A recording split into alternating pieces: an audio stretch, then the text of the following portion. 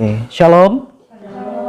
Puji Tuhan, Bapak Ibu Saudara yang terkasih dalam nama Tuhan Yesus, baik yang ada di ruangan ini saat ini di rumah Tuhan maupun yang mengikuti ibadah lewat aplikasi Zoom. Kita bersyukur kepada Tuhan untuk segala kebaikan Tuhan yang kita terima. Amin. Kita bersyukur untuk segala pemeliharaan Tuhan yang kita terima dalam satu minggu yang sudah kita lewati.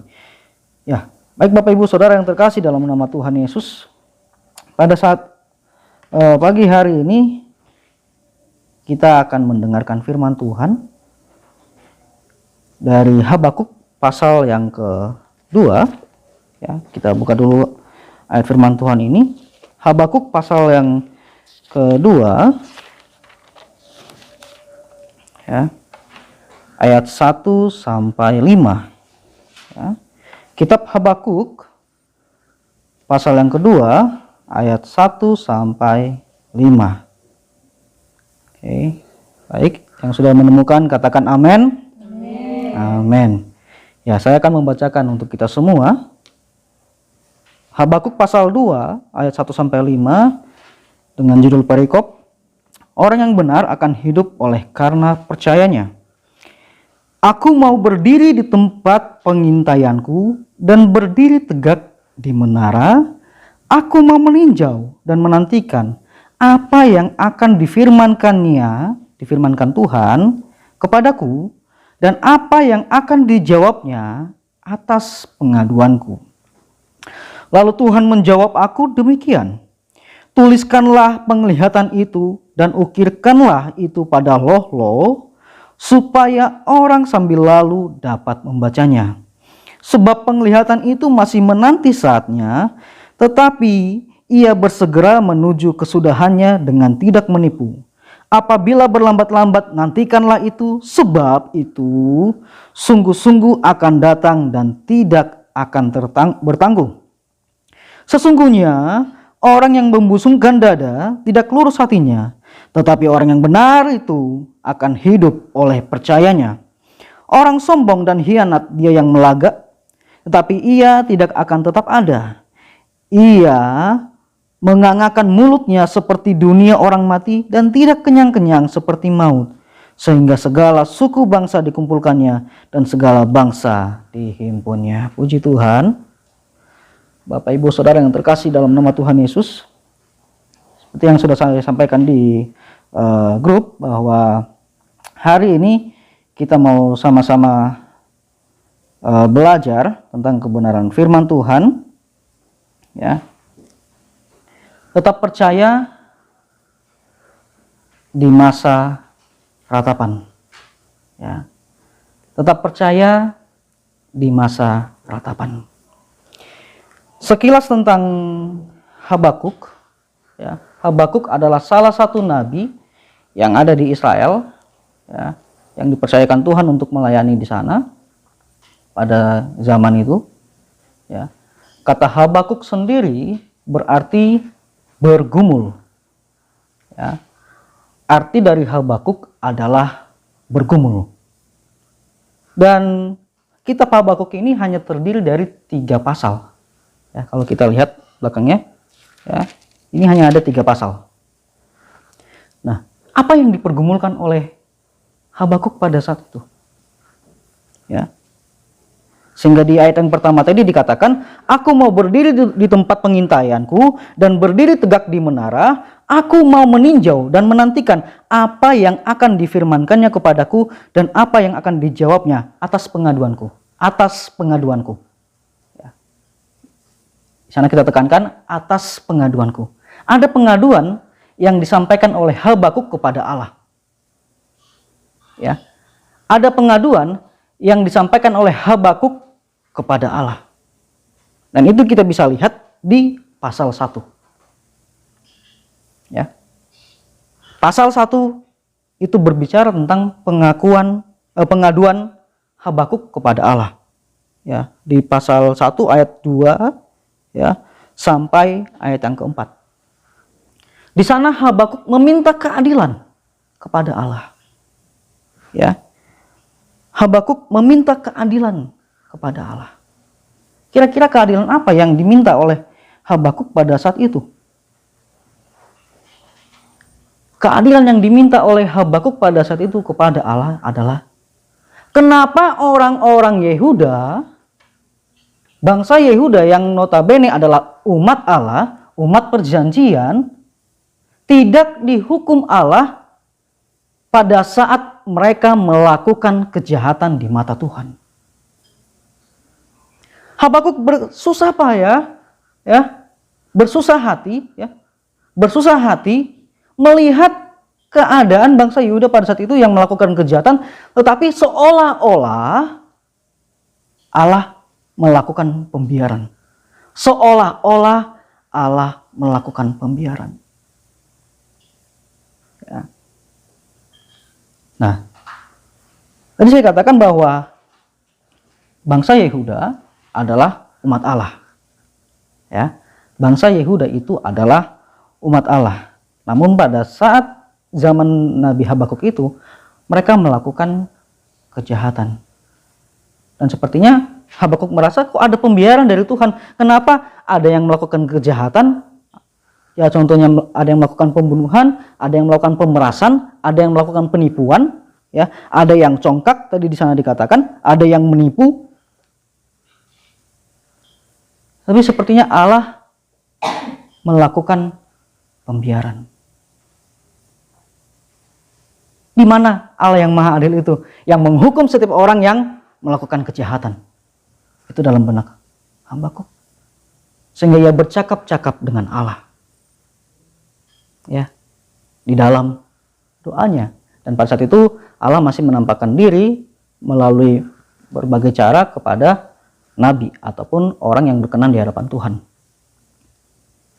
Dan di ayat yang kelima, pasal 1 ya, sampai pasal 11, di sana Allah menjawab Habakuk bahwa bangsa Yehuda, khususnya orang-orang yang melakukan kejahatan pada saat itu, akan diserahkan kepada bangsa Kasdim. Bangsa Kasdim itu siapa? Bangsa Kasdim adalah bangsa yang tidak mengenal Allah. Ya, bangsa yang tidak mengenal Allah dan melakukan hal-hal yang lebih jahat lagi. Nah, Habakuk bingung lagi. Ya, Habakuk menjadi bingung. Kalau yang kita tahu, apabila ada seseorang yang berbuat jahat, maka dia akan dihadapkan kepada sebuah pengadilan. Gitu ya. Atau misalnya orang yang jahat akan dihukum oleh orang yang baik pastinya, ya. Atau harapan Habakuk adalah mereka akan dihukum oleh Allah. Ya, tapi di ayat yang kelima sampai ayat 11 di pasal pertama ini, Allah malah mengatakan bahwa ia akan menyerahkan mereka kepada bangsa Kasdim. Habakuk bingung. Ya. Kenapa malah diserahkan kepada orang yang jahat? Nah, Bapak Ibu Saudara yang terkasih dalam nama Tuhan Yesus, kalau kita belajar dari sejarah Israel, ya, khususnya di kitab Hakim-Hakim, ya, di sana dicatat bahwa pada saat itu, setelah kematian Yosua, ya, bangsa Israel melakukan kejahatan. Dan dampaknya adalah mereka diserahkan kepada bangsa-bangsa lain. Ya, Allah menyerahkan mereka kepada bangsa-bangsa lain untuk dihukum. Ya. Tapi bangsa Israel berseru kepada Tuhan, meminta ampun kepada Tuhan, mereka dilepaskan dari bangsa yang lain itu. Lalu mereka berbuat jahat lagi. Mereka diserahkan lagi kepada bangsa lain. Lalu mereka berteriak, meminta ampun kepada Tuhan, mereka dilepaskan. Begitu beberapa kali terjadi. Nah, ini juga yang terjadi pada zaman Habakuk ini. Ketika bangsa Yehuda melakukan kejahatan, Allah menyerahkan mereka kepada bangsa Kasdim.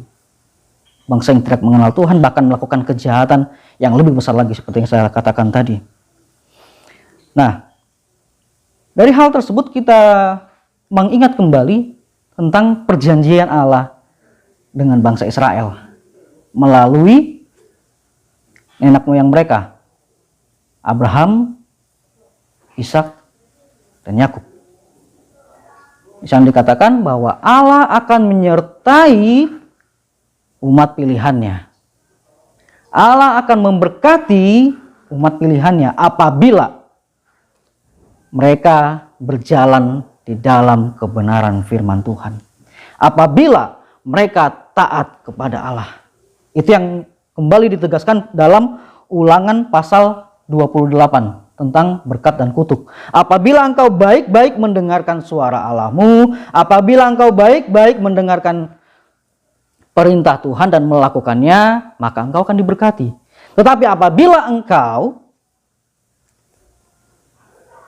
tidak melakukan firman Tuhan, tidak taat kepada firman Tuhan, maka kutuk yang akan terjadi.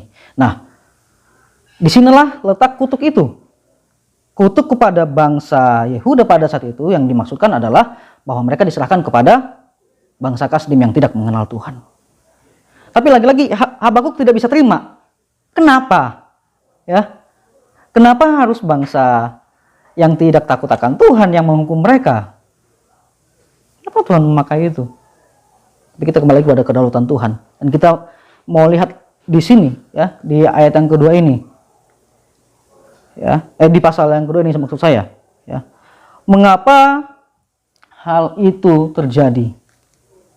Dan apakah benar Allah mengizinkan atau menyukai kejahatan lalu diserahkan kepada bangsa yang lebih jahat lagi yang tidak mengenal Tuhan? Dan kita akan melihat di sini, ya, di pasal 2 ayat 2 sampai 5, Allah menjawab segala teka-teki yang ada dalam pikiran Habakuk. Allah menjawab rasa penasaran Habakuk. Ya, Allah menjawab rasa penasaran Habakuk. Di sana dikatakan, ya, lalu Tuhan menjawab aku demikian. Tuliskanlah penglihatan itu dan ukirkanlah itu pada loh supaya orang sambil lalu dapat membacanya. Sebab penglihatan itu masih menanti saatnya, tetapi ia bersegera menuju kesudahannya dengan tidak menipu. Apabila berlambat-lambat nantikanlah itu, sebab itu sungguh-sungguh akan datang dan tidak akan bertangguh. Sesungguhnya orang yang membusungkan dada tidak lurus hatinya. Ya, sampai di situ dulu. Di sini Allah menjawab rasa penasaran Habakuk. Ya, bahwa Allah membenci kejahatan. Ya. Allah menjawab pertanyaan Habakuk mengenai kekuasaan jahat di dunia ini. Tuhan menyatakan bahwa akan tiba saatnya, ya, bahwa akan tiba saatnya semua orang jahat akan dibinasakan, baik bangsa Yehuda yang berbuat jahat itu maupun bangsa-bangsa lain, termasuk bangsa Kasdim yang juga berbuat jahat. Di sini kita bisa melihat bagaimana ketegasan Allah terhadap perbuatan-perbuatan jahat. Allah mengatakan bahwa semuanya itu akan berakhir. Ya, penyelesaiannya akan datang di masa depan. Dan kita bisa lihat kalau misalnya kita pelajari lagi berikutnya, ya, mungkin nanti kita akan sharing di pendalaman Alkitab, ya, di PA. Bagaimana akhirnya juga bangsa Kasdim dihukum oleh Allah. Bangsa-bangsa lain yang berbuat jahat juga dihukum oleh Allah. Tinggal menunggu waktunya Tuhan. Makanya tadi dikatakan, ya, nantikanlah itu. Sebab itu sungguh-sungguh akan datang dan tidak akan bertangguh. Ya. Segala kejahatan itu akan berakhir. Segala orang-orang yang berbuat jahat itu akan dihukum. Dan Allah sendirilah yang akan menghukumnya. Tadi dikatakan bahwa tidak hanya menghukum penduduk Yehuda yang melakukan kejahatan di hadapan Tuhan, tapi juga bangsa-bangsa lain. Sehingga tersisalah orang-orang yang setia kepada Tuhan, termasuk Habakuk di dalamnya. Kenapa akhirnya Habakuk luput dari hukuman Allah? Ya, kita baca di ayat 4 bagian B. Tetapi orang yang benar itu akan hidup oleh percayanya. Ya, orang yang benar itu akan hidup oleh percayanya.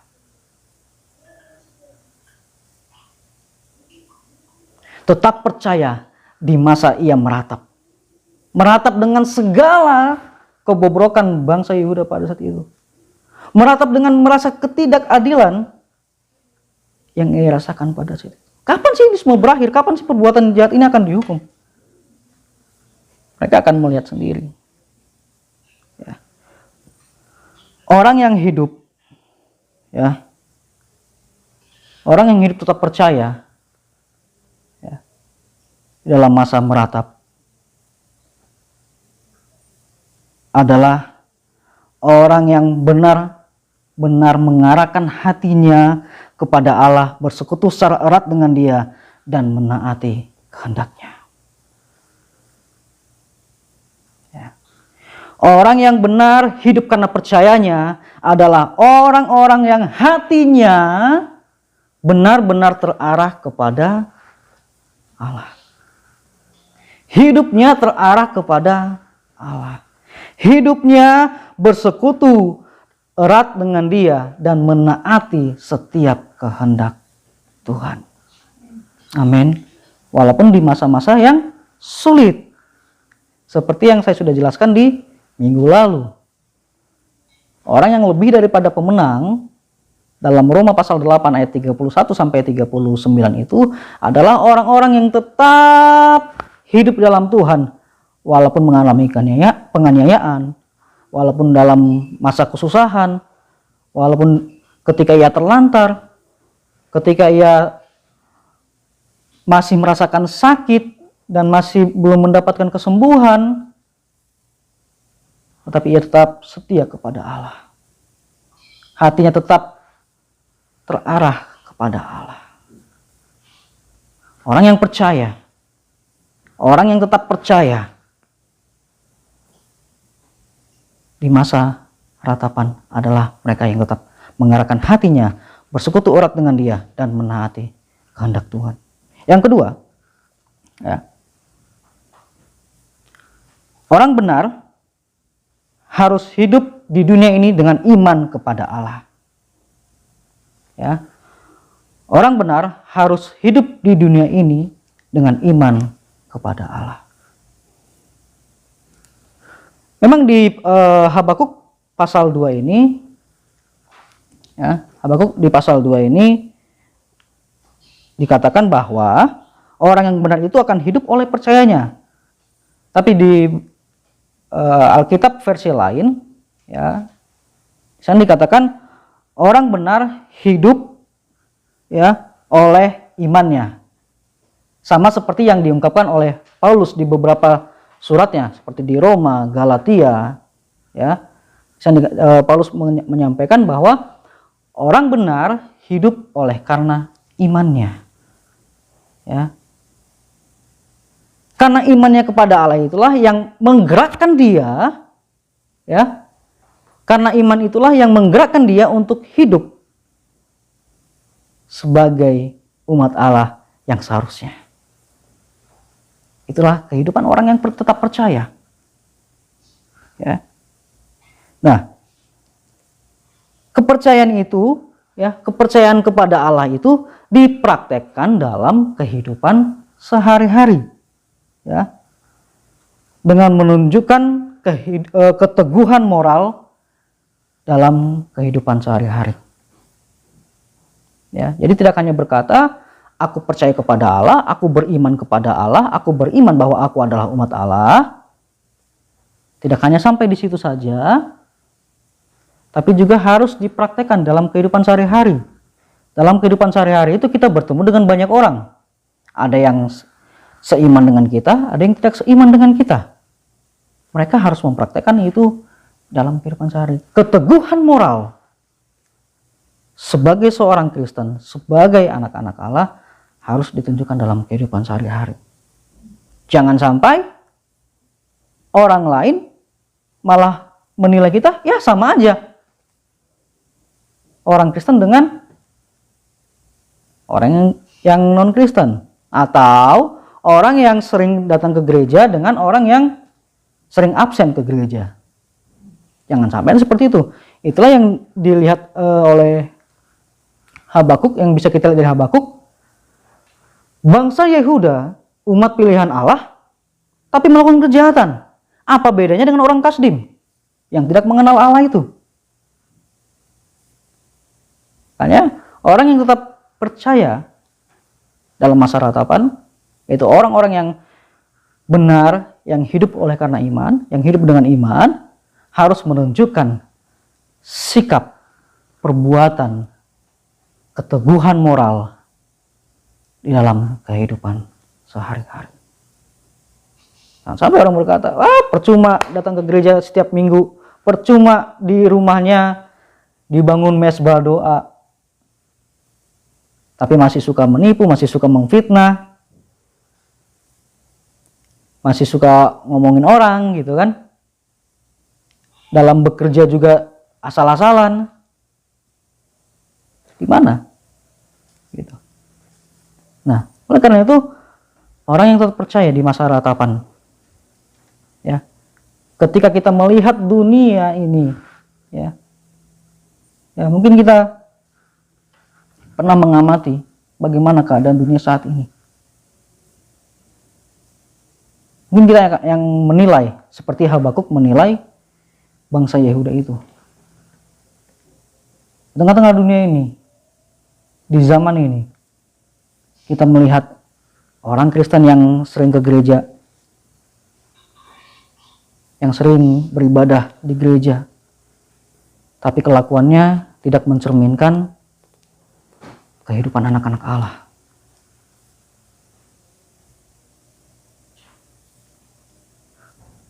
Suka berantem, suka memfitnah, suka melakukan tindakan-tindakan kejahatan yang lainnya. Yang artinya apa? Di dalam gereja itu begitu kudus, tapi keluar dari gereja malah kudis gitu ya. Kudis artinya kehidupannya tidak mencerminkan kehidupan anak-anak Allah. Lalu kita berpikir, ya Tuhan, kenapa ini Engkau izinkan terjadi? Kenapa tidak langsung saja dihukum? Sepertinya mereka bebas saja di luar sana melakukan apa yang mereka mau, sesuai dengan keinginan mereka. Tapi kan mereka itu orang Kristen yang sering datang ke gereja. Akhirnya kita kadang-kadang taruh hati, di mana sih keadilan Tuhan? Mereka kok hidupnya kayak enak-enak banget. Padahal, aduh, tahulah bagaimana gitu ya. Di gereja, haleluya. Lalu ketika di rumah, halilintar gitu ya. Karena suka membentak, lalu piring terbang kemana-mana, udah seperti kayak piring terbang. Kenapa sih Tuhan tidak menghukum mereka? Kenapa mereka tidak cepat-cepat keluar dari dunia ini gitu ya? Karena mungkin kita terlalu gemas dengan hal yang seperti itu.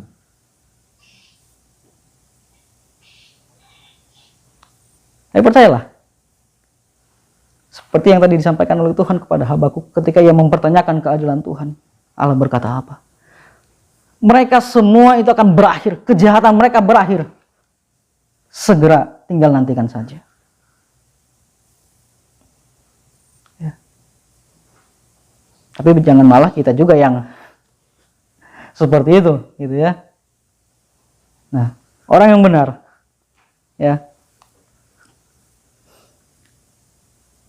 akan hidup oleh imannya. Dan itu ditunjukkan dari hati yang terarah kepada Tuhan. Dari hidup yang bersekutu secara erat kepada Allah dan mentaati kehendaknya.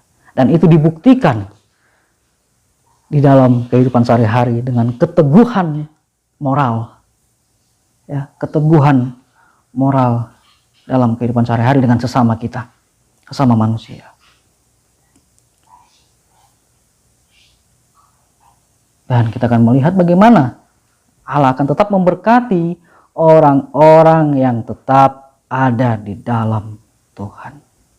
Tuhan tidak akan pernah ingkar janji dengan apa yang telah Ia janjikan kepada setiap orang-orang yang tetap berpegang kepada firman-Nya, kepada setiap orang-orang yang taat kepada perintah-Nya. Allah akan menyertai mereka. Tapi ingat lagi, ketika kita tidak taat, maka konsekuensi itu juga akan kita terima. Ya. Jadi walaupun kita melihat sekitar kita hidupnya sangat bahagia padahal melakukan hal-hal yang tidak diperkenan Tuhan, jangan pernah iri. Ya, karena Allah berkata, semua kejahatan itu akan berakhir. Ya. Semua kejahatan, semua kepalsuan yang ada di dunia ini akan berakhir. Tapi biarlah kita sebagai orang percaya, di tengah-tengah kita merasa Tuhan tidak adil, kita meratap, ya. Mungkin kita pernah sampai menangis.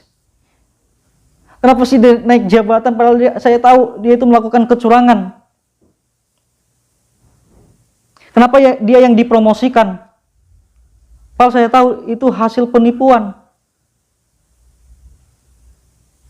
Mungkin pernah merasa seperti itu. Tapi percayalah, Allah tidak akan pernah meninggalkan orang-orang yang tetap setia kepadanya. Allah tidak pernah meninggalkan orang-orang yang tetap taat kepadanya,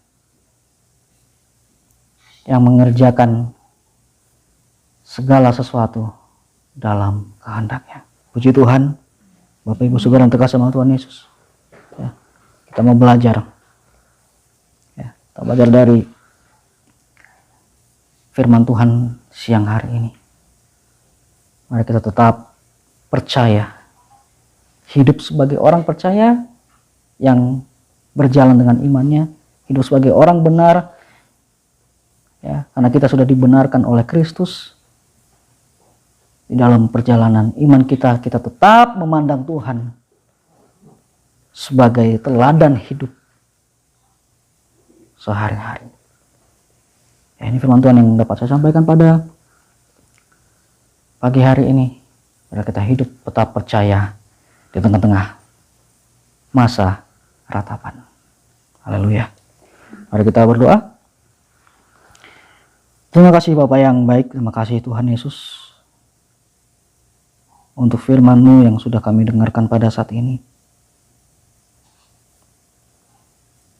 Sekarang kami berpikir, orang-orang yang ada di sekitar kami, baik dalam dunia pekerjaan, baik dalam kehidupan sehari-hari, kami sering melihat begitu banyak kepalsuan yang ada di dunia ini. Begitu banyak kefasikan yang ada di dunia ini. Tapi ajar kami ya Allah,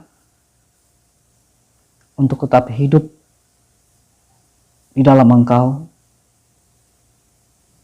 Tetap hidup sesuai dengan kebenaran firman-Mu. Tetap taat kepadamu ya Tuhan, sebagai teladan kami dalam mengarungi hidup ini. Mampukan kami untuk tetap bertahan di dalam iman kami. Roh Kudus yang ada dalam hati kami memampukan kami berjalan dan tetap mempertahankan iman kami kepadamu. Kiranya firman Tuhan yang kami dengarkan pada pagi hari ini membawa hidup kami ke dalam sebuah pengertian yang benar apa yang Tuhan inginkan di dalam kehidupan kami. Terpuji nama-Mu Tuhan, kami menerima firman-Mu dalam nama Tuhan Yesus. Haleluya. Amin. Amin. Tuhan